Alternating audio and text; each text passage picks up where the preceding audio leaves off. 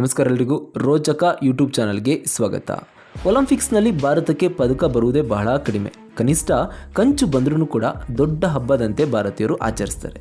Paris Olympics ಅಖಾಡದಲ್ಲಿ golden ಬಾಯ್ ನೀರಜ್ ಚೋಪ್ರಾ ಬೆಳ್ಳಿ ಪದಕ ಗೆದ್ದದ್ದು ಕೊಂಚ ಬೇಸರವನ್ನು ತಂದಿತ್ತು. ಇಂಥ ಅನುಭವಕ್ಕೆ ನೀರಜ್ ಚೋಪ್ರಾ ಅವರೇ ಕಾರಣ. ಒಲಿಂಪಿಕ್ಸ್ ಅಖಾಡದಲ್ಲಿ ಅದರಲ್ಲೂ ಟ್ರ್ಯಾಕ್ ಆ್ಯಂಡ್ ಫೀಲ್ಡ್ ಸ್ಪರ್ಧೆಯಲ್ಲಿ ಭಾರತ ಚಿನ್ನ ಗೆಲ್ಲುವ ಸಾಮರ್ಥ್ಯ ಇದೆ ಅಂತ ಅವರು ಟೋಕಿಯೋ ಒಲಿಂಪಿಕ್ಸ್ನಲ್ಲಿ ಸಾಬೀತು ಮಾಡಿದರು. ಈಗ ಪ್ಯಾರಿಸ್ ಒಲಿಂಪಿಕ್ಸ್ನಲ್ಲಿ ಸತತ ಚಿನ್ನಕ್ಕೆ ಗುರಿ ಇಟ್ಟಿದ್ದರಾದರೂ ಫೈನಲ್ನಲ್ಲಿ ಪಾಕಿಸ್ತಾನದ ಬರ್ಜಿಗರರ ಅಸಾಮಾನ್ಯ ಎಸೆತದ ಎದುರು ನಿರಾಸೆ ಅನುಭವಿಸಿ ಬೆಳ್ಳಿಗೆ ತೃಪ್ತಿ ಪಡಬೇಕಾಯಿತು. ಇಂಡಿಯಾದ ಸ್ಟಾರ್ ನೀರಜ್ ಚೋಪ್ರಾ ಜಾವೆಲಿನ್ ಕ್ರೀಡೆಯಲ್ಲಿ ಅಂತಾರಾಷ್ಟ್ರೀಯ ಮಟ್ಟದಲ್ಲಿ ಸದ್ದು ಮಾಡಲು ಶುರು ಮಾಡಿದ ಸಮಯದಿಂದಲೂ ಅವರಿಗೆ ಹರ್ಷದ್ ನದೀಮ್ ಪ್ರಬಲ ಪೈಪೋಟಿ ಕೊಟ್ಟಿದ್ದರು. ಹಲವು ಸ್ಪರ್ಧೆಗಳಲ್ಲಿ ಪೋಡಿಯಂ ಕೂಡ ಹಂಚಿಕೊಂಡಿದ್ದರು.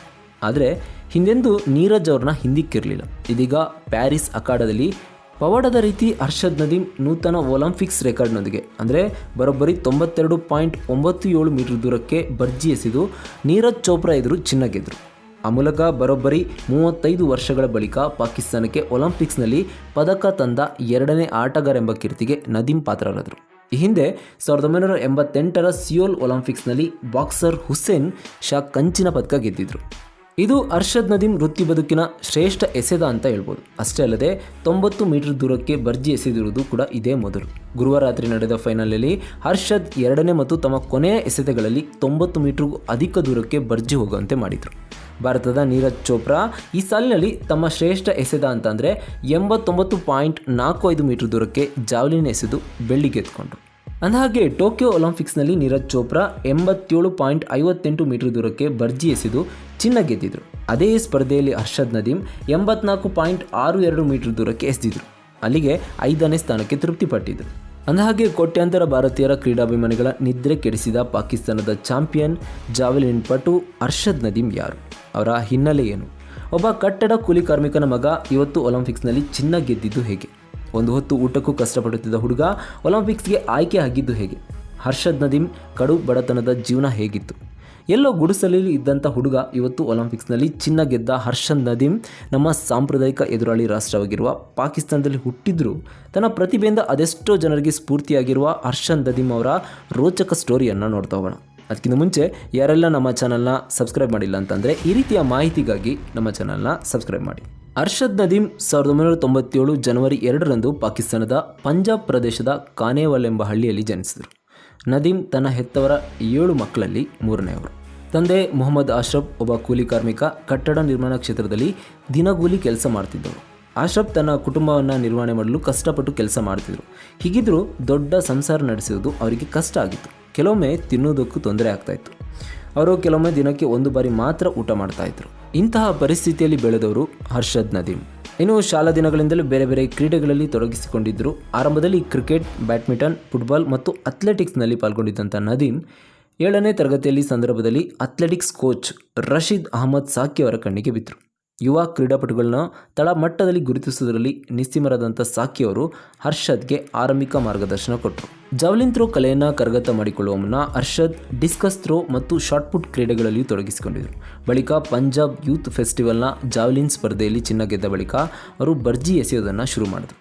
ಅವರ ತಂದೆ ಮೊಹಮ್ಮದ್ ಅಶ್ರಫ್ ಸಲಹೆ ಮೇರೆಗೆ ಹರ್ಷದ್ ಜಾವ್ಲಿನ್ ಥ್ರೋ ಕ್ರೀಡೆಯಲ್ಲಿ ವೃತ್ತಿ ಬದುಕನ್ನು ಕಟ್ಟಿಕೊಳ್ಳೋಕೆ ಮುಂದಾದರು.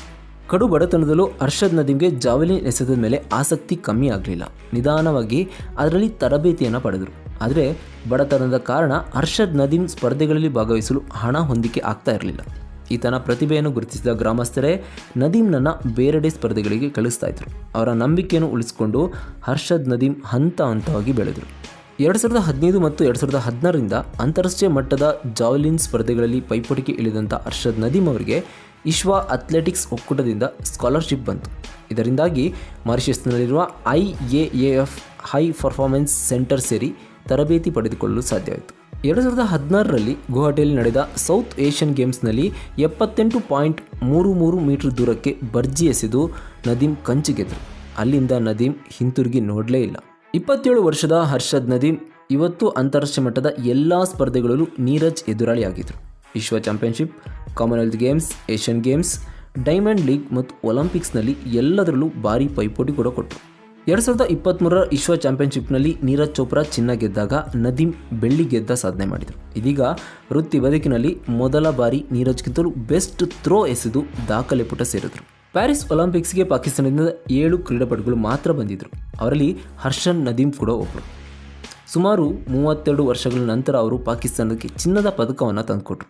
ಇದು ವೈಯಕ್ತಿಕ ವಿಭಾಗದಲ್ಲಿ ಪಾಕಿಸ್ತಾನದ ಮೊದಲ ಚಿನ್ನದ ಪದಕ. ಅದಕ್ಕೂ ಮುನ್ನ 2023ರಲ್ಲಿ ವಿಶ್ವ ಚಾಂಪಿಯನ್ಶಿಪ್ನಲ್ಲಿ ಬೆಳ್ಳಿ ಪದಕ ಗೆದ್ದಿದ್ರು. 2022ರ ಕಾಮನ್ವೆಲ್ತ್ ಗೇಮ್ಸ್ನಲ್ಲಿ ಚಿನ್ನದ ಪದಕ ಗೆದ್ದಿದ್ರು.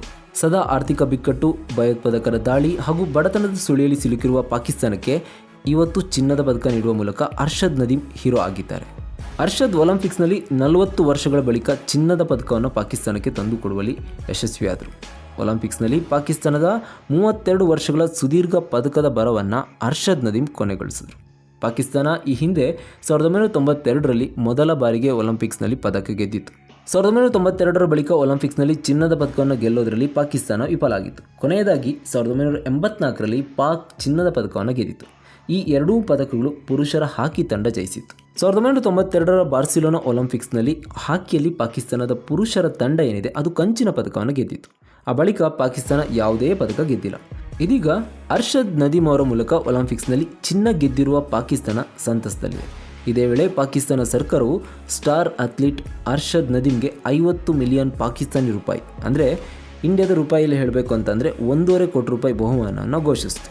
ಇನ್ನು ಅರ್ಷದ್ ನದೀಮ್ ಅವರ ಸಾಧನೆಗಳು ಏನು ಅಂತ ನೋಡೋದಾದರೆ 2016ರಲ್ಲಿ ಏಷ್ಯನ್ ಜೂನಿಯರ್ ಅಥ್ಲೆಟಿಕ್ಸ್ ಚಾಂಪಿಯನ್ಶಿಪ್ನಲ್ಲಿ ಕಂಚಿನ ಪದಕವನ್ನು ಗೆಲ್ತಾರೆ. ಅದಾದಮೇಲೆ 2018ರಲ್ಲಿ ಮತ್ತೆ ಏಷ್ಯನ್ ಗೇಮ್ಸ್ನಲ್ಲಿ ಕಂಚಿನ ಪದಕವನ್ನು ಗೆಲ್ತಾರೆ. ಅದಾದಮೇಲೆ ಕಠ್ಮಂಡುವಿನಲ್ಲಿ ನಡೆದ 2019ರಲ್ಲಿ ದಕ್ಷಿಣ ಏಷ್ಯಾ ಕ್ರೀಡಾಕೂಟದಲ್ಲಿ ಚಿನ್ನದ ಪದಕವನ್ನು ಗೆಲ್ತಾರೆ. ಅದಾದಮೇಲೆ ಕಾಮನ್ವೆಲ್ತ್ ಗೇಮ್ಸ್ನಲ್ಲಿ 2022ರಲ್ಲಿ ನಡೆದ ಕಾಮನ್ವೆಲ್ತ್ ಗೇಮ್ಸ್ನಲ್ಲಿ ಚಿನ್ನದ ಪದಕವನ್ನು ಗೆಲ್ತಾರೆ. ಅದಾದಮೇಲೆ 2023ರಲ್ಲಿ ವಿಶ್ವ ಚಾಂಪಿಯನ್ಶಿಪ್ನಲ್ಲಿ ಬೆಳ್ಳಿ ಪದಕವನ್ನು ಗೆಲ್ತಾರೆ. ಇನ್ನು ಈಗ ಅಂದರೆ 2024ರಲ್ಲಿ ಒಲಿಂಪಿಕ್ಸ್ ಗೇಮ್ಸ್ನಲ್ಲಿ ಚಿನ್ನದ ಪದಕ ಗೆದ್ದರು. ತಂದೆ ಮೊಹಮ್ಮದ್ ಅಶ್ರಫ್ ಮೇಸ್ತ್ರಿ ಆಗಿದ್ದ ಕಾರಣ ಆರಂಭಿಕ ದಿನಗಳಲ್ಲಿ ಅರ್ಷದ್ ನದೀಮ್ ಗಾರೆ ಕೆಲಸ ಮಾಡ್ತಾಯಿದ್ರು. ಆದರೆ ಕ್ರೀಡೆ ಮೇಲಿನ ಒಲವು ಅವರ ಬದುಕನ್ನು ಬದಲಾಯಿಸಿತು. ಕ್ರೀಡೆಯಲ್ಲಿ ನದೀಮ್ ಬೆಳವಣಿಗೆ ಕಂಡಿದ್ದಂಥ ಗ್ರಾಮಸ್ಥರು ಬೇರೆ ಬೇರೆ ಕೂಟಗಳಲ್ಲಿ ಪಾಲ್ಗೊಳ್ಳಲು ಹಣ ಬೇಕಿದ್ದ ಸಂದರ್ಭದಲ್ಲಿ ಸಹಾಯ ಮಾಡ್ತಾಯಿದ್ರು. ಟೋಕಿಯೋ ಒಲಿಂಪಿಕ್ಸ್ನಲ್ಲಿ ನದೀಮ್ ಪಾಲ್ಗೊಂಡಿದ್ದ ಸಂದರ್ಭದಲ್ಲೂ ಪಾಕ್ ಸರ್ಕಾರದಿಂದ ಯಾವುದೇ ಬೆಂಬಲ ಸಿಕ್ಕಿರಲಿಲ್ಲ, ದೊಡ್ಡ ಸ್ಪಾನ್ಸರ್ಶಿಪ್ ಕೂಡ ಸಿಕ್ಕಿರಲಿಲ್ಲ. ಈ ಮಧ್ಯೆ ತಮ್ಮ ಹಳೆಯ ಜಾವಲಿನ್ ಬದಲಾಯಿಸಲು ಹಣ ಬೇಕಿದ್ದ ಸಂದರ್ಭದಲ್ಲಿ ಸೋಷಿಯಲ್ ಮೀಡಿಯಾ ಮೂಲಕ ಧನ ಸಹಾಯಕ್ಕೆ ಮನವಿ ಮಾಡಿಕೊಂಡಿದ್ರು. ಈಗ ಒಲಿಂಪಿಕ್ಸ್ನಲ್ಲಿ ದಾಖಲೆ ಮುರಿದು ಚಾಂಪಿಯನ್ ಎನಿಸ್ಕೊಂಡರು. ಅರ್ಷದ್ ನದೀಮ್ ಸಾಧನೆ ನಿಜಕ್ಕೂ ಎಲ್ಲರಿಗೂ ಸ್ಫೂರ್ತಿದಾಯಕ. ಇದರ ಬಗ್ಗೆ ನಿಮ್ಮ ಅನಿಸಿಕೆ, ಅಭಿಪ್ರಾಯ ಏನೆಂಬುದನ್ನು ನಮಗೆ ಕಮೆಂಟ್ ಮೂಲಕ ತಿಳಿಸಿ. ಧನ್ಯವಾದಗಳು.